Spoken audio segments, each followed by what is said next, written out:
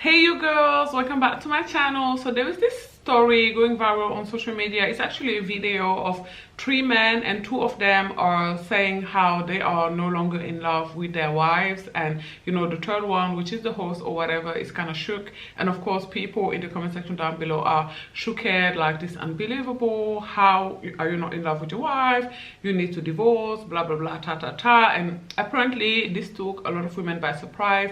I have to admit, I wasn't surprised in the least. Okay, I was not surprised, and I know for a fact that, well, at least it is my personal belief that a lot of men, a lot of people in general who are in relationship are not in love with the person they're in relationship with. And a lot of men, believe it or not, men marry women that they are not in love with every day. So in this video, I thought I would share with you 5 reasons why I believe that men marry that have nothing to do with love. The first one being men marry out of convenience. I believe this is one of the biggest reason men marry. Now, convenience in this case is of course going to be left to the person who is appreciating it, which is the man. But a man could marry you because you do his laundry.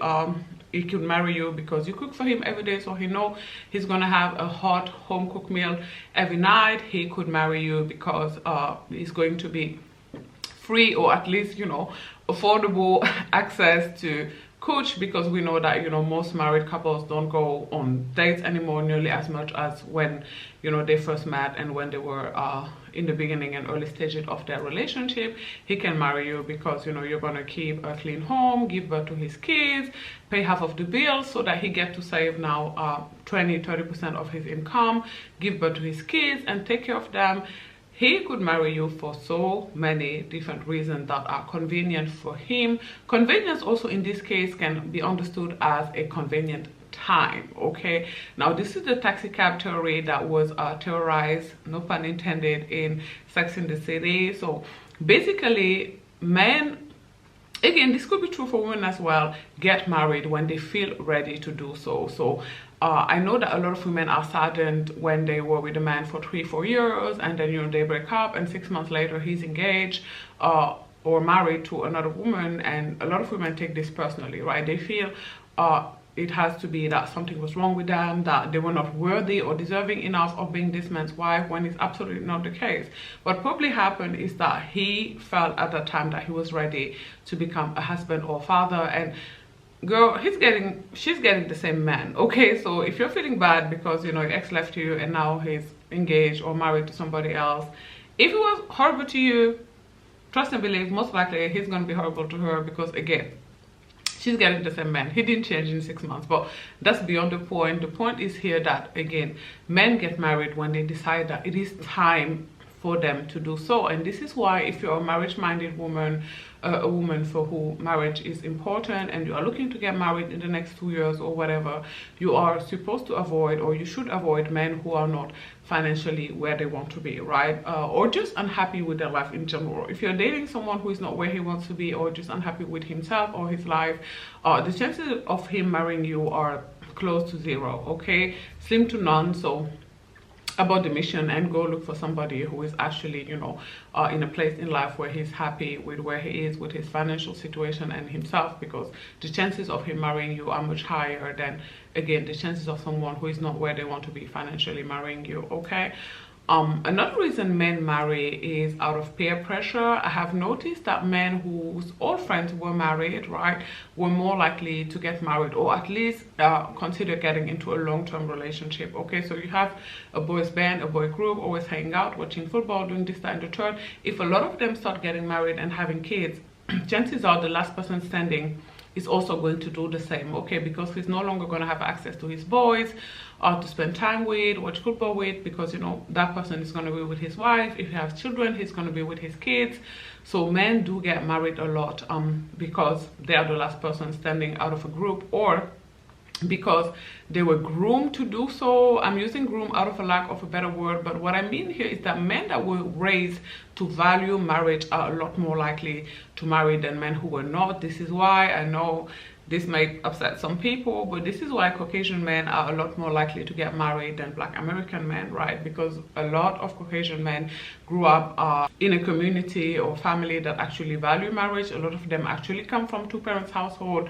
A lot of them had both their parents be married, so they are more likely, a lot more likely to get married than a Black American man who, you know, because we know in the Black community 77% of kids are born out of wedlock, right? This is also why African men are more likely to get married again than a Black American man, because again, marriage is more common in Africa. It's actually something really important in most African countries. I know this is dying out a bit, but not nearly as much as in the West, in Western Europe or something like that, right? Marriage is still very much important in most African countries and communities.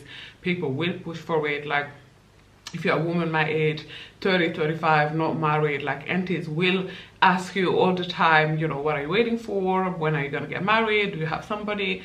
Just ask Nigerian women, okay? They are on the internet complaining about Nigerian aunties every single day. So a Nigerian man is most likely a lot more likely, again, no pun intended, to marry you than a Black American man. Of course, this is not to say that Black American men never get married. You know, this is the internet and people get upset at everything. If this video does any type of numbers, they're going to be mad in the comment section down below, as if I said that no Black American man get married ever, which is not what I said, and which is also simply and factually not true. However, it is true that Caucasian men and African men get married at higher rates than Black American men. You can see it, and I know this is a small pool, but just look at the celebrities, okay? Rappers, I know they be low value men, but how many of them are actually married? You know, ball players, how many of them are married? Exactly, right? A lot of them got kids, baby mamas here, there, everywhere. Few of them are actually married. So that is my point here. If you're looking to get married, avoid men who were raised by single mothers, who don't come from a two-parents household. Again, sometimes those men are amazing fathers and husbands and providers and everything, but generally, if a man grew up seeing his mother struggle, that's what he's gonna expect from you, because that is normalcy, right? That's what he's seen all his childhood, and he believes it's normal for women to be tired and struggling. You know, if he had sisters, most likely, you know, they did a lot more than him around the house, and he was like the little prince of the house, and he's gonna expect you to struggle with and for him, because again, that's the normalcy. That's what he's seen in his home with his mom and siblings. Again, there are going to be exceptions. There are going to be men who see that and be like, I'm never putting my wife through this. The woman who is going to be with me is actually never going to have to do this, because sometimes trauma works like that. Sometimes when we are traumatized as children, we turn out to be the exact opposite. This is why if most children of alcoholics turn out to be alcoholics themselves, you also have children of alcoholics who grew up to never even drink a single drop, okay? But generally, if you're a woman who values marriage, who's looking to get married, I say avoid men who don't come from two parents household and who were raised by a single mother who was, you know, working several jobs and always tired and exhausted, chronic illnesses and stuff like that. Another woman men get married that has nothing to do with love is that men marry for money. Now, I know this is unbelievable to many of you, because women are the one always yapping and running their mouth on social media, but men are actually much better at securing the bag than women are, okay? A lot of men marry for money, and successfully so, okay? A lot of men are in relationship for money and successfully so, okay? There's a reason why we always talk about homosexual seasons, okay? A lot of men are or have no problem moving in with a woman because it's winter and they have nowhere else to be. Even if they're not physically that attracted to her, they are still going to do what they need to do in order to have a roof over their head. And that is because I think that men are raised to be less emotional than women. Again, I'm not saying that men were born less emotional than women. I think that it has more to do with the way men, or at least young little boys, are socialized, okay?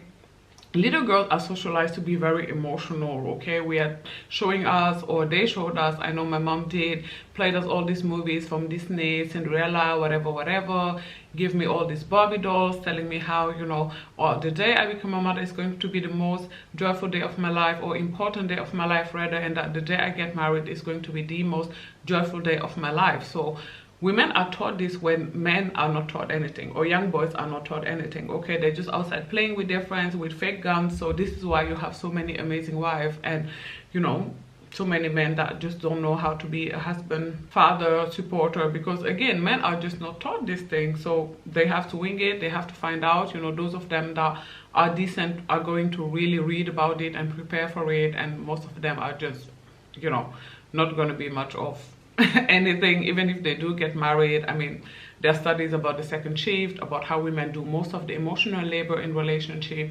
So most men are not actually great partner. I say this all the time, most men are not worth partnering. I would die on that hill. Not all men, but most men. Okay, so men actually understand that relationships are transactional by nature. This is something that I never get, you know. This is the conversation from TikTok. Like, I heard one woman, I don't remember her name, talking about how women were to avoid transactional relationship, and I'm like, how? Aren't human relationship transactional by nature?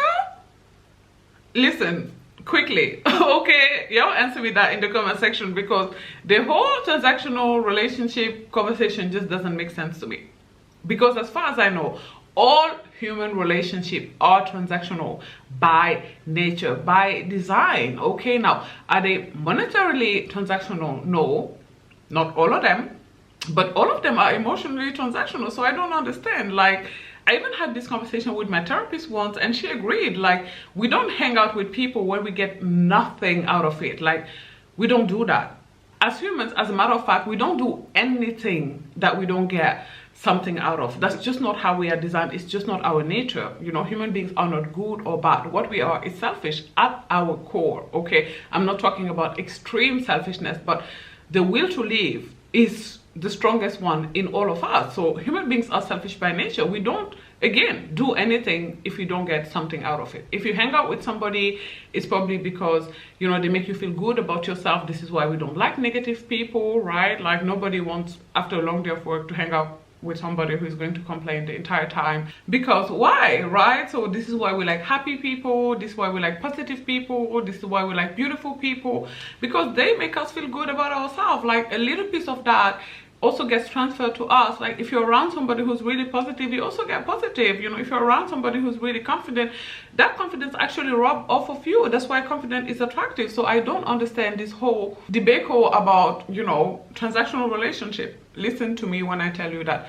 all human relationships are transactional by nature. Okay, even the relationship between a mother and a child, to a certain extent, I think the closest thing we have to unconditional love is the love between a mother and a toddler. Okay, a mother and a baby.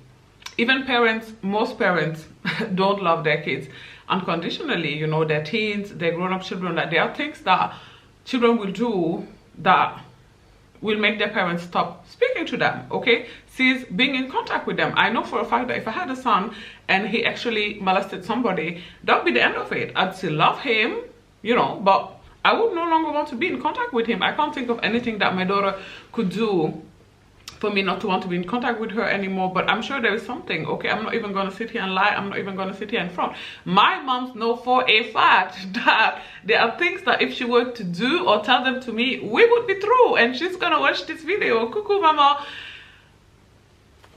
And that's on Marrying the Lame. Okay, like, anybody who knows me knows that I adore my grandmother. I live for her. So much of me is her. A part of me lives within me. Again, same thing.